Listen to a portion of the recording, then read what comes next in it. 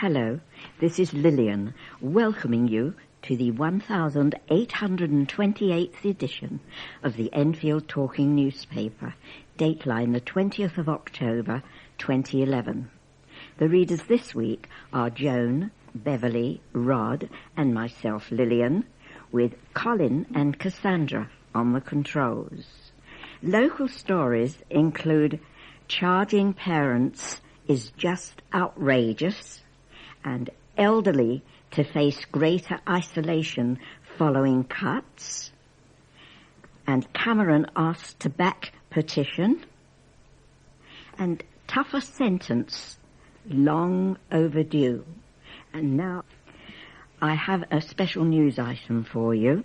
It's to remind you about Sylvia Chapman's Autumn Dance, which is being held on Tuesday, the 15th of November, at the Civic Centre from 7 p.m. to 10 p.m. There will be a buffet and also some wine. If you require transport, if you would ring 07935 624 915 and say that you would like some transport, I'm sure it can be arranged for you. And now over to Joan, who will read the first item of local news. The parents of a 16-year-old girl who was hit by a car and killed have welcomed a tough new sentence for dangerous drivers. Justice Secretary Ken Clarke has announced a new offence of causing serious injury by dangerous driving, which will carry a maximum sentence of 5 years in prison. Current legislation only allows for a 2-year jail term for the same crime, despite some victims of car crashes being left with injuries that mean they are dependent on round-the-clock care. George Gally Atkinson and his wife Giulietta have been campaigning for tougher sentences and better road safety since their daughter Livia was knocked down and killed near their home in the Clovis, Enfield, on her way to receive a ballet award. Mr. Gally Atkinson said, "This is long overdue because these people have been getting away with it for a long time, which is crazy. If one driver comes along and hits a person and kills them, they can be jailed for 7 years, but another driver who hits a person and doesn't kill them, but does change their quality of life considerably, the maximum sentence available is 2 years. Effectively, the second person can be dependent on other people for their survival. But the only way the Crown Prosecution Service could increase the sentence would be to push for a grievous bodily harm charge, which is complicated."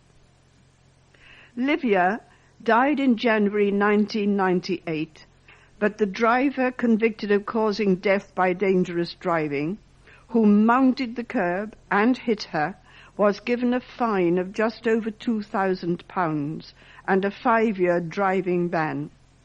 Despite the family appeal, the sentence was not increased.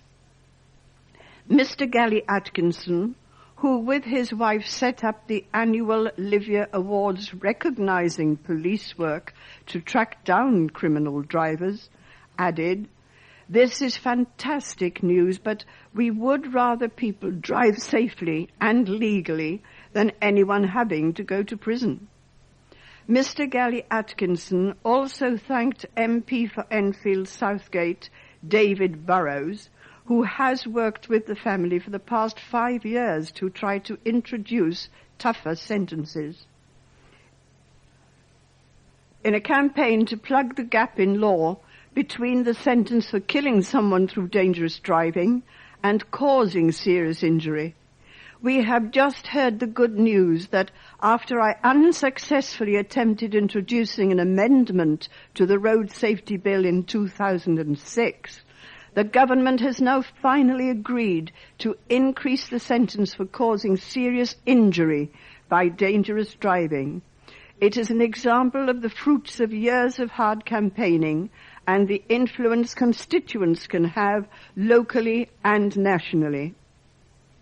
Mr. Clark said he had listened to the victims of dangerous drivers, their families, MPs, judges, and road safety groups, and would be changing the laws in the upcoming Legal Aid, Sentencing and Punishment of Offenders Bill.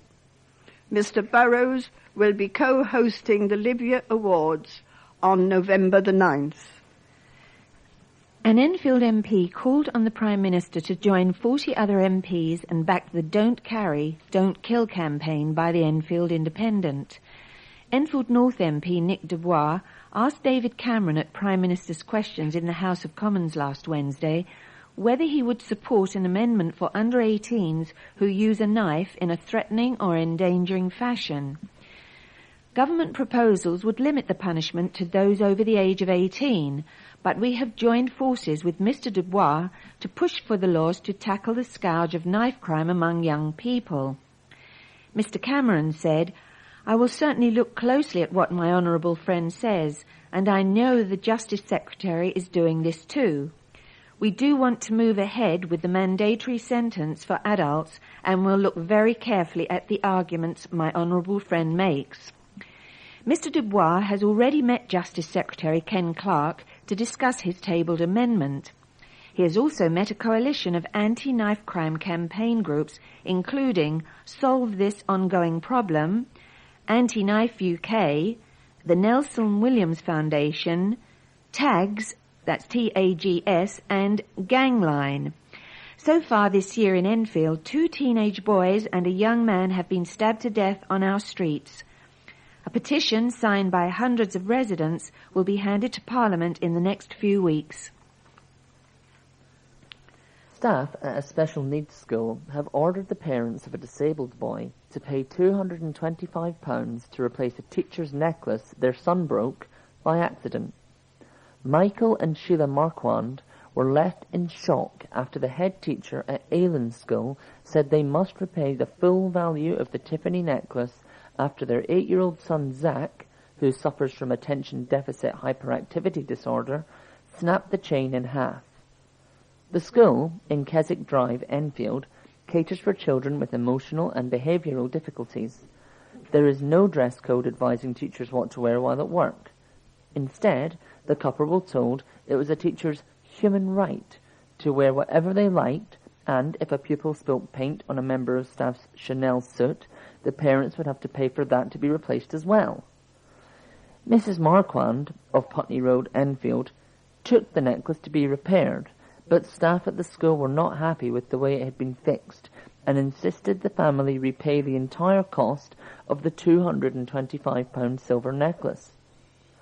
Following a meeting with teachers, the couple agreed to pay £190 to the school because they felt they had no choice, but said they could not afford to shell out £225 in one go. Head teacher Sasha Sivalonganathan said they could pay the remainder in instalments. Mrs. Marquand said, "This is ridiculous. Why on earth is a teacher at a special needs school wearing an expensive and delicate necklace? The school's attitude was, well, it is our human right to wear what we want. We are very annoyed. They just can't expect parents to pay large amounts of money out because the teachers are wearing expensive items to work. What about my son's human rights? He has got a disability. It isn't his fault he behaves the way he does, and I have got no control over this situation." A spokesman for Enfield Council, which manages the school, said it was a matter between the school and the parents. She added that they were discussing the issue with staff at Aylands. And the Enfield Advertiser's comment headline is, "Charging parents is just outrageous." It is absolutely outrageous that staff at a special needs school have forced the parents of a disabled child to fork out hundreds of pounds to replace a teacher's broken Tiffany necklace. What planet is that teacher, the one who thought it was a good idea to wear an expensive necklace while working with 8-year-olds with emotional and behavioural difficulties, living on? It doesn't take a genius to work out that children break things, spill paint on things, and are generally a bit mucky, even the ones who don't suffer from behavioural difficulties. Demanding the Marquand family fork out because of a teacher's lack of judgment is little short of an abuse of a school's power. The head teacher at Aylands School should have seen sense, waived the cost, and ordered her staff to dress in much more sensible attire. It is not in Alan Bassett's nature or interest to be angry. As the outreach manager for Age UK Enfield, it pays for him to be a calming presence to the many elderly people with whom he comes into daily contact. But today, Alan is angry. He has just found out that his entire budget will be scrapped as a consequence of NHS Enfield pulling out £750,000 from the voluntary sector in Enfield, resulting in Age UK Enfield losing £147,000 and his service £40,000. The result will be devastating for hundreds of isolated elderly people in the borough. Besides losing their foot care and dementia facilities, it will mean the loss of the 4 active life centres and the befriending service, which offer a little enrichment to their lonely lives. I have told a few of the elderly people, and they became very distressed, said Alan. I knew some cuts were coming, but we never expected the whole outreach service to be obliterated. So many of our clients have experienced bereavement, and they become depressed and lonely. But services like the centres and befriending give them back some self-confidence because they can meet other people and not live in sad isolation. I am also angry. For the past 2 years, I have been a befriender to an 85-year-old lady who lives on her own in a tower block in Enfield. She has no family, very few friends, and is immobile, meaning she very rarely leaves her tiny flat. I only visit her once a week, but her smile when I enter proves it is all worthwhile. We have also been talking about her visiting one of the active life centres to meet new people. But all this will go in a few months if the cuts are imposed, as Age UK Enfield will not be able to insure or train people such as myself for future visits or risk assess their properties. The active life centres provide for between 120 and 130 people a week.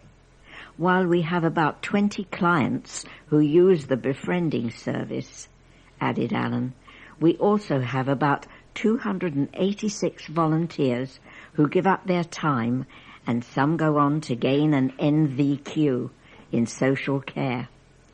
But all this will go if the cuts take place, and there will be a massive hole in many people's lives. The foot care service alone has more than 1,000 customers. It just doesn't make sense, said Alan's deputy, Oya Ali, who will also lose her job under the cuts. That £40,000 is pennies to improve the quality of hundreds of people's lives. It would cost 10 times as much to keep them in medical bills if the outreach services were scrapped. We are all very shocked. Sarah Thompson, Enfield's Borough's Director for the NHS, has said voluntary organisations were given 6 months' notice to find alternative funding or reduce their costs, and has promised that her team will be meeting them about the funding cuts. Clients of Age UK Enfield have started a letter-writing campaign aimed at MPs, councillors and NHS Enfield in a bid to make the latter change its mind. Failing this, they hope individuals or businesses will sponsor the services. For more information, call HUK, Enfield's commercial director, Director Lisa Seagroat on 0208 375 4125. That is 0208 375 4125. Now here is Denise Headley's column on local matters. Her headline says, "Slavery is not the only black history." October marks the traditional celebrations of Black History Month. For many, this is an unnecessary celebration, but to the diaspora, Black History Month is a time to reaffirm our history and culture in a positive way. For me, it is always Black History Month as I see my past daily, in my features, culture, and attitude to life. My experience as a black woman and a conservative is a little different from many of my colleagues. Although we have common values, my historical references are different, so I take much more interest in the activities that celebrate black history. When I look at most of the Black History Month events, they tend to begin and end with a slave trade, as if this was the only contribution we have made to world history. Although an important part of our history which has taught us many lessons, there is minimal conversation about the rich experience that transcended this brutal period. For example, many still do not believe that Egypt is in Africa, nor do they realize that the ancient Egyptian empire, known as Kemet, which hosted the greatest civilization in human history, was black. Similarly, records dating back to 6000 BC reveal river people emerging along the Nile, Niger, and Congo. Our ancestors' contributions have left a lasting legacy which did not start and end with the slave trade. As an African community that has mixed with Europeans for centuries, our influence can be felt in culture, music, politics, and economics. As we attend events and celebrations this month, I look forward to learning more about my African and Caribbean history and the contribution we have made to the world. A green-fingered grandmother has raised thousands for charity by selling shrubs from her home for 20 years. Doreen Clover of Curzon Avenue, Enfield, started selling shrubs at car boot sales and bazaars, but after her doctor's son died from leukemia, she decided to start donating the proceeds to charity. The 81-year-old had donated the money raised to leukemia research for several years. However, after her granddaughter was born with spina bifida, a condition that means she will never walk again, she began to donate the money raised to Great Ormond Street Hospital. Mrs. Clover sells a wide variety of shrubs priced up to £5. She said, "The shrubs have been very popular in the past, with many people returning several times during a year to stock up." Her love of gardening began when she was evacuated during World War II to a farm in Bury St Edmunds. After arriving on the farm, aged only 10, she quickly made her first flower garden on a disused field. While there, Mrs. Clover dropped out of school to join the war effort with the Land Girls. "It was the happiest time of my life. When I had to leave, they were all at the station to wave me off. I was so moved, I cried all the way back to London," she added. A love of gardening runs in Mrs. Clover's family. She has won several awards for gardening, along with her brother, who is a previous winner of the Enfield in Bloom competition. Due to Mrs. Clover's deteriorating health, she has been unable to grow as many shrubs as she used to. However, she has vowed to carry on selling the plants for charity. A primary school is celebrating the launch of its new nursery and children's centre. The new facilities at Honeylands Primary in Lovell Road, Enfield, will help the school to cater for the growing demand for places. Head teacher Ralph Silverman said, "This is an exciting time for Honeylands and the community it serves. We are a growing school, becoming 3 forms of entry. We already have 3 classes in reception and 3 in each of the following Key Stage 1 years. Our nursery caters for 45 part-time placements and has just moved into our new Acorns building, which also houses a children's centre which has been operating since May. The new nursery has 2 large rooms with a large covered outside soft play surface. The children's centre, which offers services throughout the year for new parents to share experiences of bringing up a child, has 2 treatment rooms, a community room and a meeting room. A new wing of the school is expected to be ready for use in May next year. Councillor Afer Oren, Cabinet Member for Schools, said, "Our school expansion plans are coming to fruition with the building programme at Honeylands. The new buildings and expansion have helped to reduce the pressure on school places. I am delighted that the school is positively buzzing with ideas and activities." Councillors are set to begin their inquiry into the riots which rocked Enfield in August. A cross-party panel chaired by Cabinet Member for Community Wellbeing and Public Health, Christine Hamilton, is investigating the causes of the disorder on August the 7th and 8th. The 6 members of the panel will gather information from convicted rioters, as well as speaking to victims and other residents. Their report will feed into the national inquiry into the riots, which hit many parts of London, as well as Birmingham and Manchester.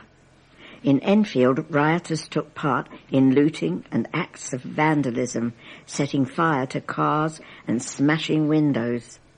Ms. Hamilton said, "Our brief is to examine the causes of the riots and understand why people took part. We will be reporting back to the council with our findings." A public meeting on November the 2nd will provide an opportunity for residents to express their views.